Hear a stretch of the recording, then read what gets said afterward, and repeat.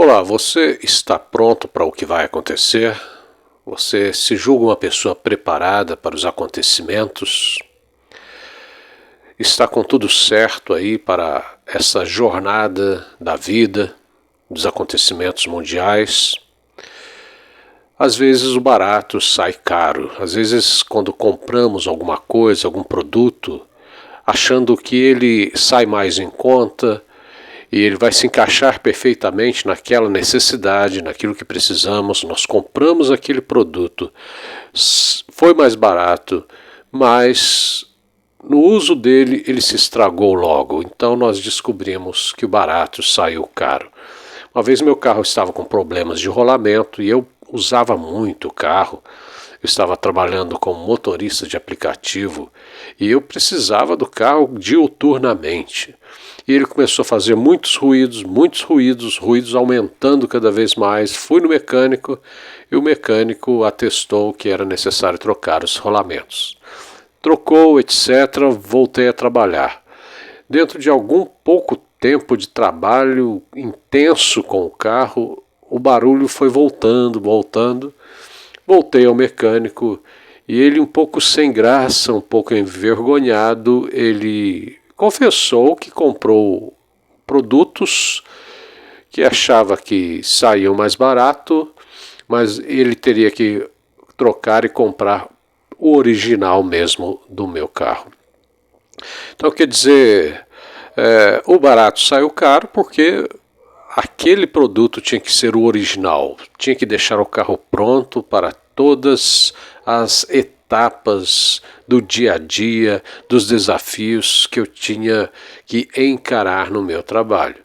Precisava dos rolamentos originais. E a vida nossa aqui na Terra, aqui nessa dimensão, precisa daquilo que é original na nossa vida. Aquilo que vem da origem suprema do universo.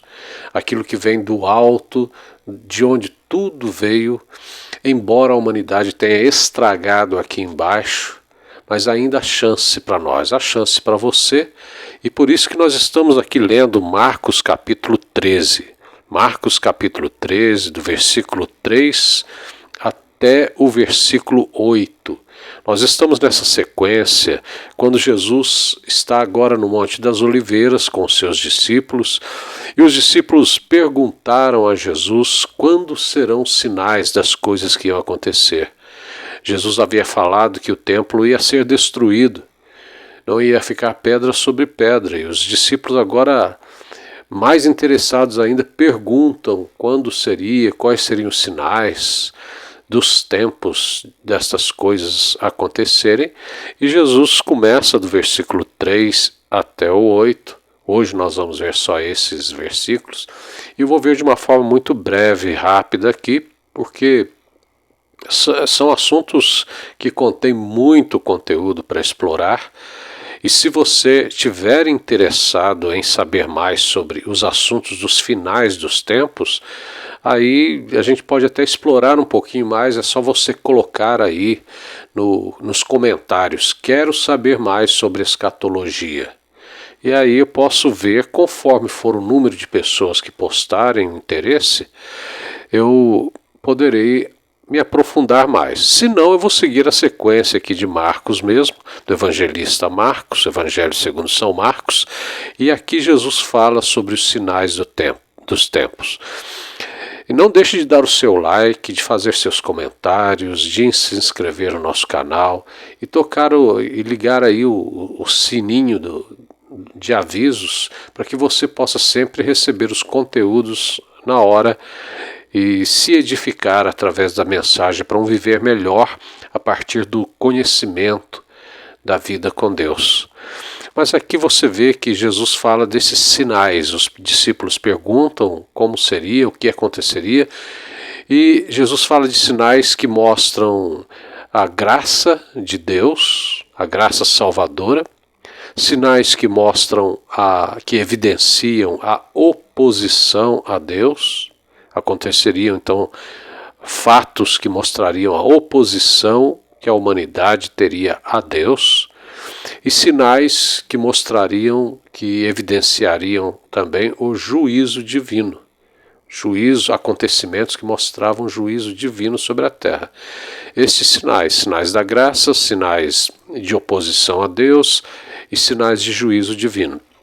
Dentro dos sinais da graça, você vai ter o evangelho que seria disseminado entre as nações.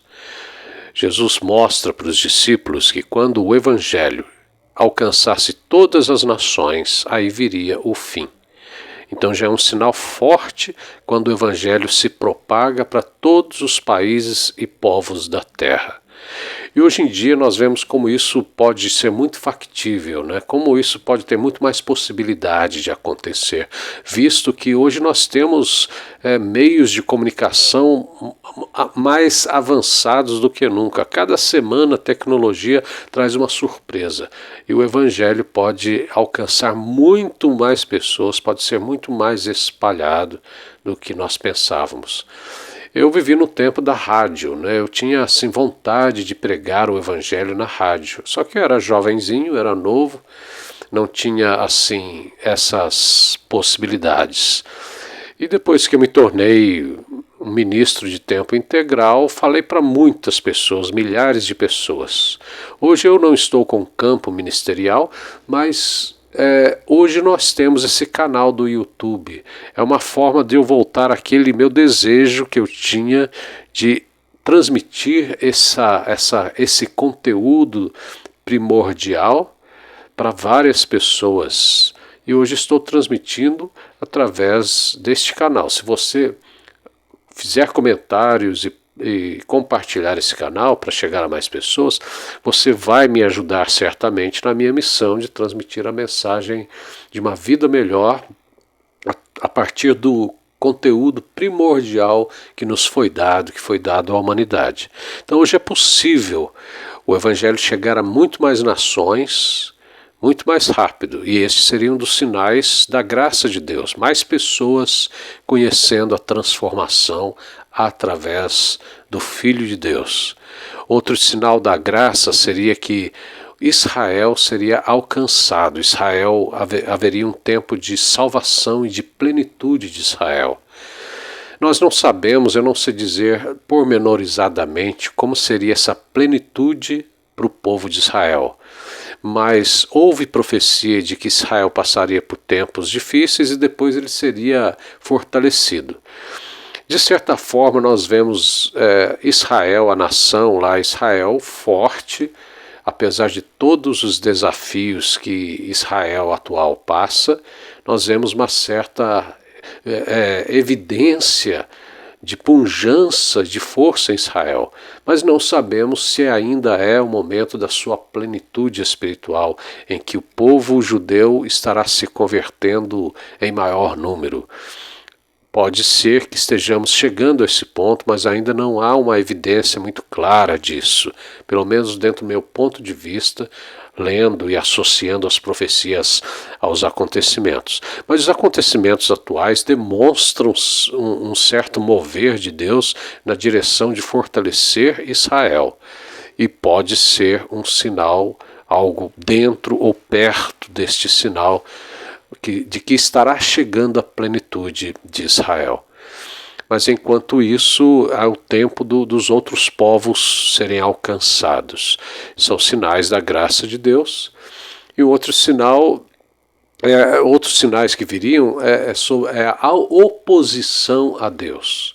Haveria uma forte oposição contra Deus, contra o nome de Deus, contra as coisas de Deus. Tudo que seria sagrado receberia uma oposição e até uma perseguição. E junto deste âmbito de acontecimentos haveria a grande tribulação, um grande pesadelo que acontecerá sobre as nações da terra, dificuldades maiores acontecerão sobre os povos, que é chamado de a grande tribulação. Junto à grande tribulação também há outro sinal dentro dessa oposição a Deus, que seria a apostasia. Ou seja, haveria um grande afastamento da fé. Um período em que as pessoas não perseverariam na fé. Alguns estudiosos, alguns comentaristas acham que a apostasia começou após os primeiros séculos do cristianismo. Lá pelos anos 300 e 400 começou a haver a apostasia na cristandade, e a cristandade se tornou não uma referência dos ensinamentos de Cristo, mas se tornou uma espécie de poder temporal, já que se tornou uma religião estatal no Império Romano, e dali em diante se desenrolou a se tornar o Sacro Império Romano Germânico, que durou fortemente até os dias quase que poucos séculos atrás. Aí aconteceu a Reforma Protestante, que foi uma forma de puxar de volta o cristianismo para o seu verdadeiro ensino, que seriam os ensinos bíblicos, e não várias tradições, várias alegações místicas, etc., assim os ensinos de Cristo, dos apóstolos e dos profetas. Então não dá para dizer claramente se a apostasia teria sido somente esse período obscuro que a cristandade entrou dos anos 400, 300, 400 depois de Cristo até 1000 e tantos, até 2000, né? Porque ainda muito da cristandade, muito do cristianismo não tem nada a ver com os ensinos de Cristo. Então, pode ser isso e mais uma apostasia que ainda virá. Talvez venha um grande afastamento da fé. Muitas pessoas começarão a negar a existência de Deus de uma forma muito mais vultosa. Pode ser que isso esteja acontecendo. A Europa, por exemplo, que era, entre aspas, muito mais cristianizada, ela se tornou muito mais ateísta e gnóstica. Não sabemos se pode ser isso exatamente, que a apostasia já permeando os continentes. Mas está aí, é um dos sinais fortes do final. A grande apostasia. O outro sinal dentro dessa gama de oposição a Deus seria o anticristo. Então ele é claramente um sinal de oposição a Deus. Uma pessoa, um personagem, uma personalidade que se oporá fortemente a Jesus. Ele perseguirá, ele fará de tudo contra Jesus, contra os seguidores de Cristo, contra as pessoas que creem em Deus. Então, de alguma forma, ele está associado a um domínio mundial que acontecerá no planeta Terra. Também não sabemos se isso já está sendo ensaiado agora. Nós temos visto, de fato, desde anos passados até agora, uma predominância de um sistema de ideologia que tenta forçar todos a aceitarem uma ordem global, uma ordem que todos têm que se sujeitar a ela, e muito disso está ligado a dar muita vazão a crenças em ditaduras, reduzir a democracia. Muita gente usa a palavra democracia, que está lutando a favor da democracia, mas na verdade são pessoas que são a favor de tiranias, são a favor de governos, aí que existem certos países que são ditadores, são ditaduras religiosas, ditaduras ateístas. Então realmente há uma predominância, há um crescimento de um antagonismo às coisas de Deus, de um antagonismo à vida religiosa. Tem crescido muito. Também não é uma coisa que dá para afirmar que isto seja agora um movimento do anticristo, embora muitos antitipos e tipos de anticristo aconteceram na humanidade. Mas o anticristo em si é um sinal de que haverá uma forte oposição a Deus. Outra gama de sinais são sinais do juízo divino. Dentro desses sinais de juízo divino haverão guerras. Jesus fala que haverão guerras e rumores de guerras. Ele fala também que haverão terremotos. Ele fala também que haverão fomes, haverá uma grande fome sobre a terra. Esses são sinais do juízo divino. Então nós vemos aqui essas descrições. Eu estou dando aqui um resumo dos sermões proféticos de Jesus. Esses sermões estão nos evangelhos sinóticos, que é Mateus, Marcos e Lucas. João não fala sobre isso, Então, os sinóticos, que é Mateus, Marcos e Lucas, ou seja, são evangelhos que têm mais a mesma ótica, por isso a palavra sinótico, do grego, ótico, ou seja, um mesmo conjunto de visão, né, mesma ótica. Eles têm esses sermões, esse sermão, né, esse sermão das oliveiras, que é também conhecido como pequeno Apocalipse. Pequeno Apocalipse, porque Jesus revela aqui acontecimentos que irão se desenrolar na história. Então não se deixe enganar. Quando você lê o sermão de Cristo aqui, o que ele ensinou para os discípulos, que era também algo que fazia parte do preparo que ele estava passando para os discípulos, uma das grandes conclusões, dos grandes moral da história que a gente tira aqui, é o que Jesus fala para não nos deixarmos enganar. Vede que ninguém vos engane, Jesus fala isso. E ele fala que haverão várias pessoas dizendo que são Messias. Logo depois da época de Jesus, surgiram outros que diziam ser Messias, que diziam ser Cristo. Por exemplo, um deles que surgiu no ano 130, mas isso não foi nem depois de Cristo. Antes de Cristo, aconteceu um homem no ano 130 antes de Cristo, um judeu chamado Bar Kokhba.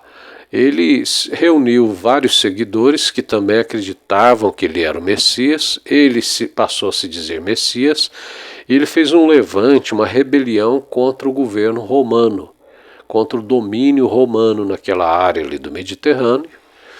E ele foi eliminado, houve uma carnificina, como sempre acabaram esses movimentos.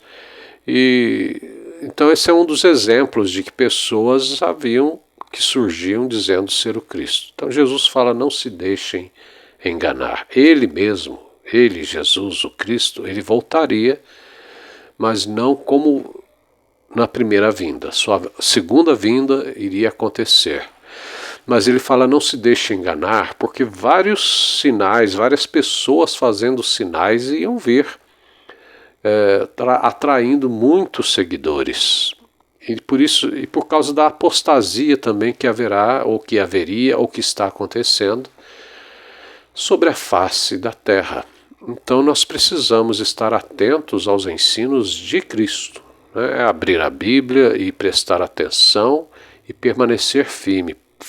Permaneça firme. Tem muitas informações que vêm, tem muitas religiões, muitas pregações, mas você e eu devemos procurar nos atrelar aos ensinos da palavra de Deus. O que realmente Jesus ensinou, o que realmente os apóstolos escreveram. Se for dar ouvidos a muita gente aí falando de que existem mais ensinos fora da Bíblia que está aqui escrita, então nós vamos nos perder. Você vai entrar por um labirinto de crenças e de filosofias e de teologias e vai perder sua esperança espiritual e sua força em Cristo Jesus. É importante estar nele. Por isso que o apóstolo Paulo escreveu em uma de suas cartas que Deus estabeleceu uns para apóstolos, outros para profetas, outros para evangelistas e ainda outros para pastores e mestres, tendo em vista o aperfeiçoamento dos santos, tendo em vista o fortalecimento daqueles que estão separados para Deus, para que não sejam levados de um lado para outro, através de todo o vento de doutrina que surgir por aí, de ensinos de pessoas que iludem os outros, que levam os outros para o erro. Então existem muitas pessoas aí dirigindo religiões, dirigindo igrejas e que estão levando os outros para o erro. Tome cuidado com os ventos de doutrina. Existem também gurus, pensadores, pessoas que vão afastar as pessoas do correto ensino de Jesus. Temos que tomar cuidado. Por isso Jesus fala, não vos enganeis, não deixem que ninguém engane vocês. Esse mundo, na verdade, ele é complexo, ele é cheio de sistemas. É um conjunto de sistemas. O mundo é um conjunto de sistemas. sistemas que contêm enganos, que contêm muitas coisas ilusórias. E você vai se lembrar que João, no Apocalipse, ele fala que Satanás, ele menciona Satanás como a serpente que engana as nações. Então o inimigo, ao ser interdimensional, um ser interdimensional maligno, que é conhecido como a velha serpente que engana as nações.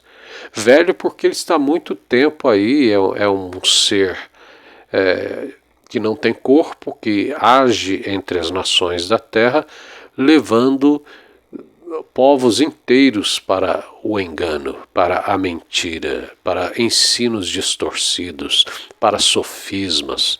Existem coisas que não são totalmente mentira, mas que estão misturadas com mentiras e com enganos. Teorias que se engabelam no meio de ensinos universitários, querendo se dizer científicas, mas que na verdade não passam de mais enganos. Informações e noticiários, até de meios, até da mídia, que na verdade servem para iludir e manipular a massa, manipular o povo. Então, não se deixe enganar, fique firme na palavra de Deus. Outra coisa que Jesus mostra com esses ensinos dele sobre escatologia é que você não deve se assustar.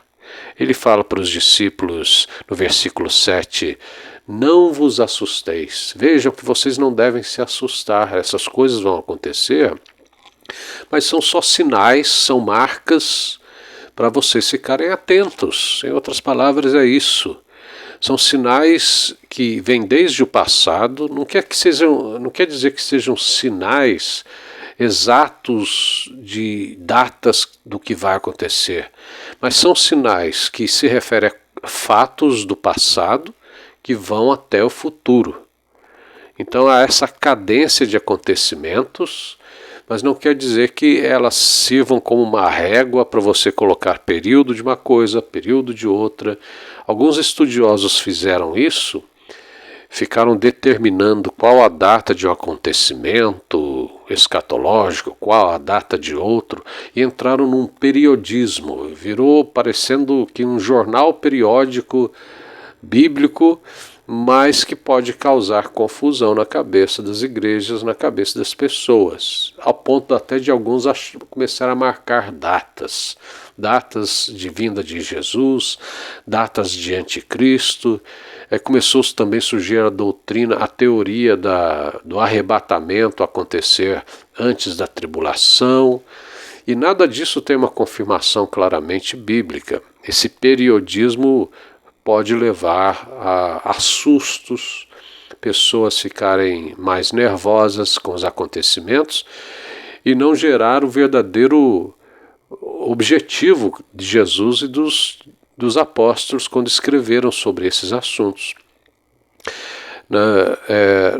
Eles não estavam querendo marcar uma cronologia, data tal vai acontecer isso, agenda tal vai acontecer aquilo. Não, aqui nós estamos falando de uma visão geral das intervenções da presença de Deus neste universo. As coisas não estão soltas. Sinais dos tempos quer dizer que as coisas não estão por acaso, não estão soltas, que há uma ordem nos fatos, que a humanidade tenta se digladiar, tenta se iludir, mas há uma presença no universo que está mostrando ao mundo que tem que prestar atenção, que tem que retornar à luz, que tem que buscar a verdade, tem que buscar a fé e a obediência àquele que é o verdadeiro pastor de nossas almas. Então, sinais dos tempos é para mostrar isto, para que nós tenhamos as atitudes certas a respeito destes sinais. Quais são as atitudes? É estas que nós estamos falando. Não se deixar enganar com falsos cristos, datas, gente marcando data disso e daquilo, que vai acontecer isso e aquilo. E não se assustar. Jesus fala, não se assuste, haverão guerras, rumores de guerras, haverão terremotos, haverá fome, mas ainda não é o fim. Ainda é o começo, né? São períodos que é um processo de acontecimentos. Então, as atitudes certas estão escritas na Bíblia através de várias mensagens e nós podemos resumir aqui naquilo que o apóstolo Paulo falou em Efésios capítulo 5, versículo 16, quando ele fala assim, aproveite o tempo, né? Aproveitem o tempo, ele fala assim, remi o tempo porque os dias são maus, observem como vocês estão andando, resgatem o tempo de vocês, quer dizer, use o tempo de forma justa, use o seu dia a dia fazendo aquilo que é correto, observe como você está andando. E Paulo fala, porque os dias são maus. Certamente que Paulo tinha em sua mente essa premência escatológica, essa forte convicção de que estavam caminhando nos acontecimentos que iam dar no fim, né? Então, vejam como estão andando. Aqueles que andam vigiando, orando, que se preparam espiritualmente, certamente eles vão se assustar menos, certamente se sentirão mais seguros, certamente não se deixarão levar por várias informações que iludem, que lançam as pessoas no torvelinho, na tempestade dos medos e das ansiedades. Eu mesmo já falei que no começo da minha vida espiritual eu assisti uma fita num disco chamado A Última Trombeta, e aquilo lá assustou, de uma certa forma me empurrou para eu buscar mais a Deus. Mas por outro lado eu vi que também aquilo gerou uma certa ansiedade. Essa questão então tem que ser muito filtrada. Nós temos que estar preparados espiritualmente e descansando em Deus, descansando no Senhor. Entrega os seus caminhos ao Senhor, confia nele e o mais ele fará. É isso que tem que ser feito.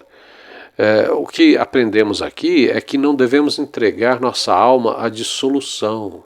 Quer dizer, não sair por aí achando que tem que arrebentar a boca do balão, enchendo a cara, se dopando, vivendo a vida de forma sem vigiar e se afastando dos caminhos do Senhor, se afastando da comunhão dos santos, se afastando do relacionamento com as pessoas que buscam a Deus. Isso não é o caminho certo. Então nós devemos, Paulo também fala no versículo 18 de Efésios capítulo 5, ele fala assim que a gente tem que andar como filhos da luz. Que quando chegam os períodos escatológicos, as pessoas estão em escuridão, mas aqueles que estão em Cristo são pessoas iluminadas. Tem que andar com pessoas que são filhos da luz. O que quer dizer que temos que andar esclarecidos. Quem anda na luz é quem? É quem sabe por onde está andando, por onde está caminhando. Quem não tem a luz, quando vê esses acontecimentos finais, fica mais aparvalhado, mais com medo ainda, e acaba seguindo ensinos errados, fazendo coisas erradas. Então, o importante, a atitude certa é estarmos atentos, é testemunhar quem Jesus é para a nossa vida, como nós estamos com Cristo. E não se enredar pelas coisas, excessos, né, de entretenimento, excessos de prazeres que este mundo está tentando vender para as pessoas. Não se enredar, não se deixar enredar pelo caminho de todo mundo, mas siga o caminho de Cristo. Que Deus abençoe, graça e paz a você, e não deixe de dar o seu like, e se você quiser que nos aprofundemos em escatologia, é só colocar no comentário, quero conhecer mais escatologia. Então a gente pode, nessa sequência de Marcos, dar uma aprofundada. Se eu ver que não tem comentário suficiente, então eu vou continuar aqui nessas sessões dos textos do Evangelho de São Marcos. Até mais.